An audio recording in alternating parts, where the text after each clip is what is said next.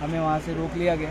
तो अभी हम लोग यहाँ पर नवविहार पहुँचे हैं, तो नवविहार में भी हमें रोक लिया गया है और आगे नहीं जाने दिया जा रहा है, क्योंकि आगे जिस प्रकार से ये मैं कहना चाहता हूँ कि प्रशासन के द्वारा वहाँ पर उपस्थित लोगों के ऊपर लाठीचार्ज किया जा रहा है, वो बहुत ही निंदनीय है और प्रशासन को लोगों की भावनाओं का ध्यान रखना चाहिए।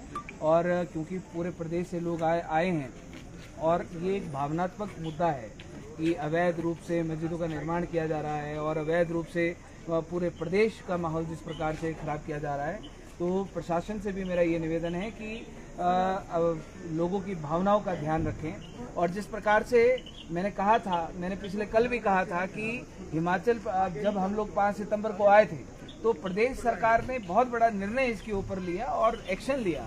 पिछले कल भी हमने देखा कि जो शहरी विकास मंत्री अनिरुद्ध सिंह राणा जी हैं, उन्होंने अपना स्टैंड बिल्कुल क्लियर किया कि ये जो अवैध निर्माण है, इस अवैध निर्माण के खिलाफ कड़ी कार्रवाई अमल में लाई जाएगी। जिस प्रकार से कल उन्होंने पुलिस प्रशासन को भी, जितने भी ये अवैध रूप से प्रवासी ये जो बाहर से आ रहे हैं, विदाउट एनी वेरिफिकेशन यहाँ पर आ रहे हैं और तय बाजारी यहाँ पर कर रहे हैं, रेडी फड़ियाँ लगा रहे हैं, सड़कों के किनारे बैठे हैं, उनके खिलाफ सख्त कार्रवाई के आदेश पुलिस प्रशासन को दे दिए गए। जिस प्रकार से 14 सालों में पहली बार हिमाचल प्रदेश सरकार ने इस अवैध मस्जिद निर्माण को लेकर अपना मालिकाना हक जो पेश किया, सदन के अंदर भी कागज पेश हुए, कोर्ट के अंदर भी कागज पेश हुए कि ये जो जगह है ये वक्फ बोर्ड की नहीं है। पिछले कल भी हमने एक मीडिया उसमें हमने कहा कि ये लोग वक्फ बोर्ड वाले कह रहे हैं कि हाँ जी ये वक्फ बोर्ड की जगह है, तो हमने भी कहा था कि 1947 में देश आजाद हो गया, 1954 में वक्फ बोर्ड बना। ये तो इस देश का दुर्भाग्य है कि पाकिस्तान बनने के बाद, देश का बंटवारा होने के बाद इस देश में वक्फ बोर्ड का गठन कर दिया गया और सनातन बोर्ड का गठन नहीं किया गया। कहा तो पाकिस्तान एक मुस्लिम देश अलग से बना दिया गया। क्या ये हिंदुस्तानियों का देश नहीं था? क्या सनातन बोर्ड नहीं बनना चाहिए था? अगर वक्फ बोर्ड के पास, हमने ये भी कहा कि अगर वक्फ बोर्ड के पास जो जमीनें हैं, वक्फ बोर्ड को अगर जमीनें दी हैं, किसने दी साहब? मुगलों ने दी। मुगलों की जमीनों के ऊपर ये अपना अधिकार जमा रहे। आज पूरे हिमाचल प्रदेश में सोशल मीडिया के माध्यम से, मीडिया के माध्यम से हम देख रहे हैं कि संजौली की 73 बीघा जमीन वो वक्फ बोर्ड की है। 73 बीघा जमीन वक्फ बोर्ड की है। भट्टा कुफर में जाओ, मलयाना में जाओ, नीचे खलीनी में जाओ, सारी की सारी जगह इनके पास आई कहाँ से? मैंने ये जो अवैध जो मस्जिद है, इसके मैंने डॉक्यूमेंट मैंने पेश किए, मीडिया के माध्यम से किए, सोशल मीडिया के माध्यम से किए कि 1947 से पहले जो एमसी कमिश्नर भूपेंद्र कुमार अत्रे ने भी बात बोली कि ये जो जगह है ये वक्फ बोर्ड की है। हमने कहा कि भैया 1947 से पहले के कागज भी तो निकालें, वो देखें कि किसकी जगह है। 1945, 1946 में ये जो राणा बहादुर सिंह है, कोटी रियासत, ये उनकी मलकियत है। जब उनकी मलकियत है, उसके बाद ये जगह गई अस्थाई सरकार को, अस्थाई सरकार के बाद ये जगह गई स्थायी सरकार को, और इसके ऊपर अहले मुस्लिम का मतलब होता है मुस्लिम धर्म, वो कब्जाधारी है। अब किन नेताओं के शेल्टर में वक्फ बोर्ड को ये जमीनें दी गई? हिमाचल प्रदेश में मैं पूर्व सरकारों से भी मैं ये जानना चाहता हूँ, क्यों नहीं आज तक आप लोगों ने वक्फ बोर्ड के खिलाफ कार्रवाई अमल में लाई? क्यों नहीं जांच पड़ताल की कि किन किन जमीनों के ऊपर इन लोगों का कब्जा है? आज संजौली में सारे के सारे लोग एकत्रित हुए और जिस प्रकार से हमने कहा था कि पूरे हिमाचल प्रदेश की सनातन की भावनाओं की कदर करनी चाहिए, प्रदेश सरकार ने इसके ऊपर, हम तो देखे देवभूमि क्षत्रिय संगठन स्वर्ण मोर्चा पूरी तरीके से धन्यवादी अनिरुद्ध सिंह राणा, और हमने पूरे प्रदेश के सनातन समाज को ये कहा कि एक व्यक्ति सदन के अंदर पहली बार कोई खड़ा हुआ है तो उस व्यक्ति का हम लोगों को साथ देना चाहिए, मनोबल बढ़ाना चाहिए उसका, कि उनको देखकर 4 लोग और खड़े। सड़क के ऊपर हम लोग आवाज उठाएं, लेकिन अंदर भी तो आवाज उठाने वाले लोग चाहिए।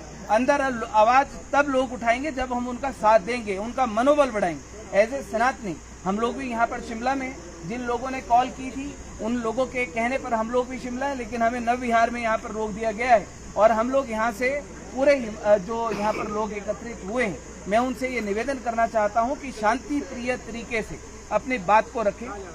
कानून के तौर पर सरकार से भी हम लोगों ने और सारे के सारे लोगों ने, सरकार ने हमारे सनातन समाज की भावनाओं को समझा है और कड़ी कार्रवाई करने के आदेश पारित किए हैं। लोगों को संयम रखना चाहिए, इंतजार करनी चाहिए। हमने पहले भी बहुत सारे आंदोलन किए और हर आंदोलन में हमने संयम रखा। हर आंदोलन में जितनी बार हमें सरकार ने कहा है कि 2-3 महीने का समय दीजिए, हमने दिया है और उस लड़ाई को लगातार इस हिमाचल प्रदेश का समाज जो लड़ रहा है, सनातन समाज के लोगों से मैं कहना चाहता हूं कि आप संयम बरतें और जितने भी पुलिस प्रशासन के लोग हैं मैं उनसे कहना चाहता हूं कि लोगों की भावनाओं का ध्यान रखें, किसी भी प्रकार की ऐसी कोई कार्रवाई अमल में न लाएं कि जिससे पूरे प्रदेश का हिंदू समाज आहत हो, उनकी भावनाएं आहत हो। ये मैं सीधे तौर पर कहूँ। रूमी सिंह ठाकुर जी, एक चीज आपसे जानना चाहेंगे, जिस तरह से आपने कहा कि अवैध निर्माण जो है कहीं ना कहीं मस्जिद का है, अगर अवैध निर्माण मस्जिद का है तो इसमें हम देख सकते हैं प्रशासन की ओर से, सरकारों की ओर से कोई कार्रवाई अमल में क्यों नहीं लाई गई, और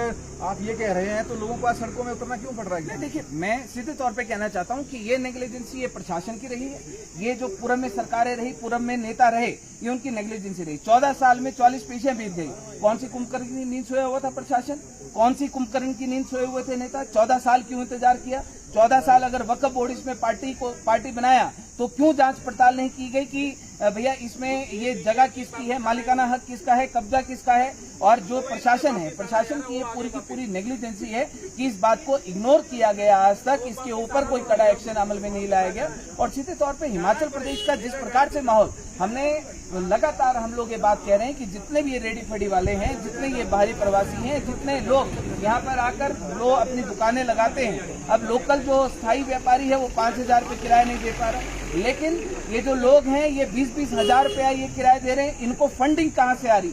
अगर ये एक टेलर अगर 5 मंजिला अवैध मस्जिद का निर्माण करता है तो उस 5 मंजिला जो मस्जिद है उसको बनाने के लिए उसको फंडिंग कहाँ से आई, उसको पैसा कहाँ से आया?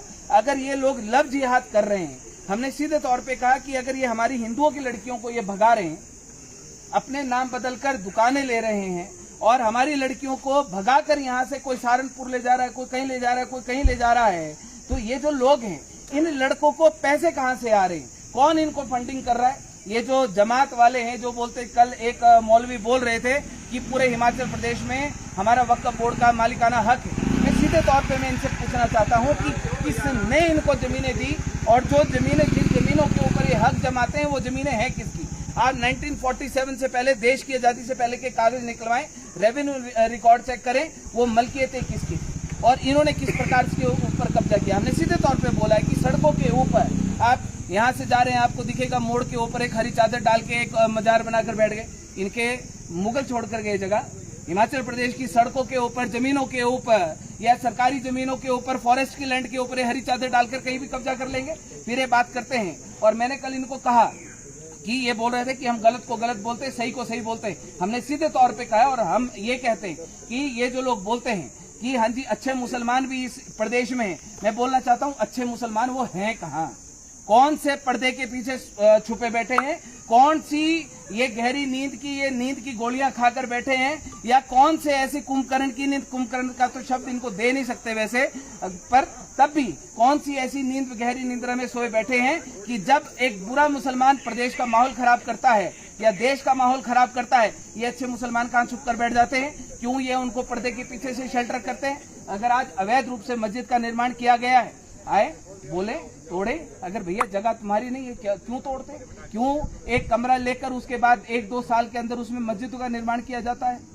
इनसे पूछने वाला कौन है? और सीधे तौर पे जितनी भी पूर्व सरकारें रही हैं, जितने प्रशासनिक अधिकारी रहे, हमें बहुत सारे लोगों ने कहा, यहाँ पर पुलिस विभाग भी खड़ा है, कि जब कोई प्रवासी जब पुलिस के पास वेरिफिकेशन के लिए आता है तो वहां पर पुलिस अधिकारी सिर्फ उसका एक आधार कार्ड चेक करते, आधार कार्ड चेक करके उसके कागज के ऊपर साइन करके उसको अनुमति देते। अभी सुबह भी मैं कुनिहार से आ रहा था तो एक मैंने यूपी नंबर की गाड़ी पिकअप जो फल बेच रहे थे, हमने उनकी वेरिफिकेशन की, उनकी वेरिफिकेशन नहीं थी, हमने पुलिस को बुलाया, हमने उनके हवाले कर दिया।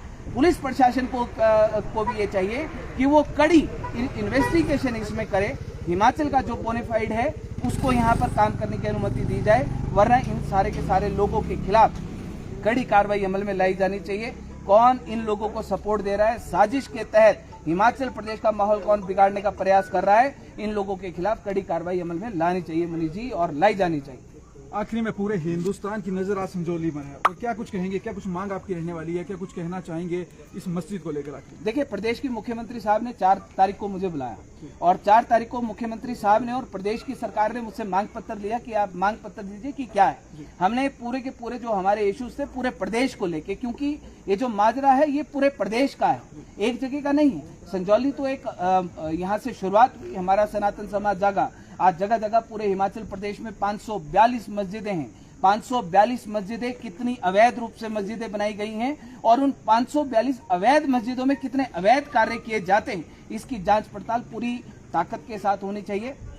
प्रदेश के मुख्यमंत्री साहब ने हमसे पूरा का पूरा आश्वस्त किया और मुझे ऐसा नहीं कि बंद कमरे के आश्वस्त किया। अनिरुद्ध सिंह राणा जी लगातार मीडिया के माध्यम से वो अपनी स्टेटमेंट दे रहे हैं, सनातन समाज के हक में स्टेटमेंट दे रहे हैं, लगातार इस अवैध निर्माण को लेकर स्टेटमेंट ले रहे हैं। मुझे लगता है कि हमें जब कोई सरकार के माध्यम से इस प्रकार की बड़ी बात और कड़ी कार्रवाई 14 सालों में जो नहीं हुआ, 14 साल से जहां नेता सोए पड़े थे, और हम तो ये कहना चाहते हैं उन नेताओं की भी जांच की जानी चाहिए जिन नेताओं ने इस मस्जिद को बनाने के लिए फंडिंग दी है, चाहे वो कोई विधायक है, चाहे वो कोई नेता है, कोई मंत्री है, चाहे कोई भी है। ये जांच की जानी चाहिए कि किस नेता ने कितनी फंडिंग इस अवैध मस्जिद को बनाने में की है।